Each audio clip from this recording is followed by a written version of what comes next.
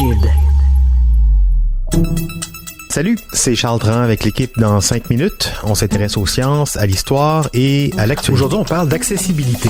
L'Organisation mondiale de la santé estime que 16% de la population mondiale, soit 1,3 milliard de personnes ou une personne sur 6, vit avec un handicap. Un nombre qui augmente constamment, entre autres à cause de la population vieillissante et des urgences médicales, que ce soit les conflits armés, les désastres naturels ou les épidémies. Même si plusieurs personnes ont été sensibilisées à l'importance de l'accessibilité à cause de la pandémie de la COVID-19, le rapport qu'on a avec les personnes handicapées est encore à parfaire et relève de plusieurs siècles d'inégalités et d'injustices. L'histoire de l'accessibilité, voici Sophie Croteau.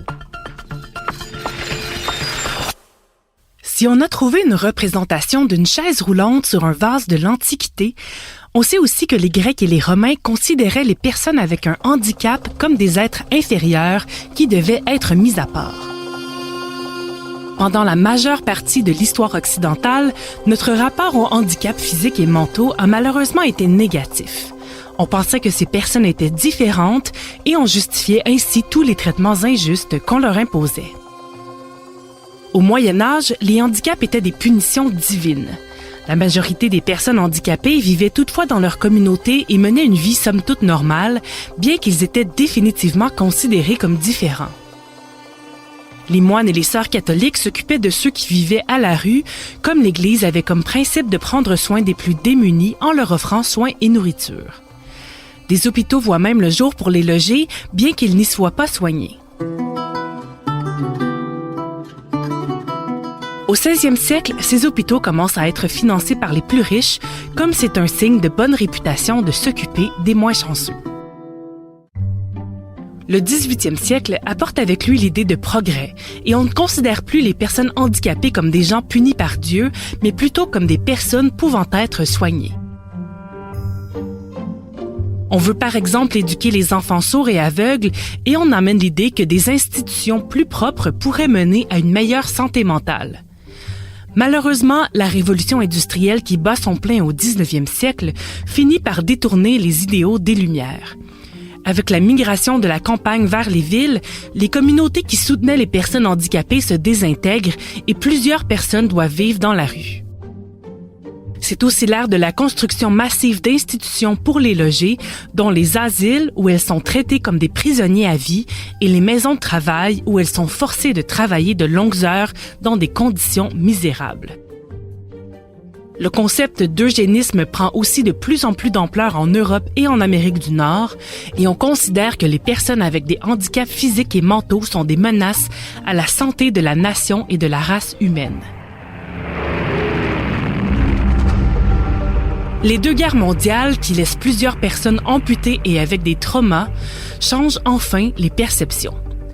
Dans les années 20, on fait de grandes avancées dans la chirurgie plastique et les prothèses et on développe même des soins de physiothérapie pour le rétablissement. Comme les industries ont besoin de travailleurs, on trouve de nouvelles façons d'intégrer les personnes handicapées au marché du travail et on construit plus de logements pour les vétérans. Les enfants avec des handicaps bénéficient aussi du principe d'éducation pour tous, bien qu'ils soient avant tout formés à être de futurs travailleurs. Après les horreurs de la Seconde Guerre mondiale, où les principes de l'eugénisme ont mené au meurtre de millions de Juifs, on voit apparaître les premiers mouvements sociaux pour que les personnes handicapées soient considérées comme des citoyens à part entière. L'explosion de la lutte pour les droits civiques aux États-Unis dans les années 60 et 70 a des répercussions partout sur la planète et on condamne la discrimination, le manque d'accessibilité et les inégalités subies. Des lois sont votées pour protéger les droits des personnes handicapées et favoriser l'accessibilité et des idées comme celle du design universel voient le jour. Ce concept, mené de front dans les années 60 par l'architecte Selwyn Goldsmith, établit des règles en architecture et en design urbain pour favoriser par exemple l'accès aux toilettes, l'utilisation de rampes et l'installation d'abaissements de trottoirs.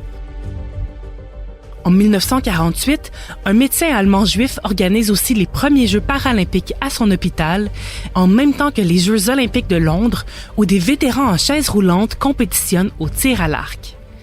On ferme aussi la majorité des asiles, surtout lorsqu'on découvre les conditions de vie horribles des patients pour favoriser un retour dans les communautés. Dans les 30 dernières années, le défi de l'accessibilité électronique s'est imposé.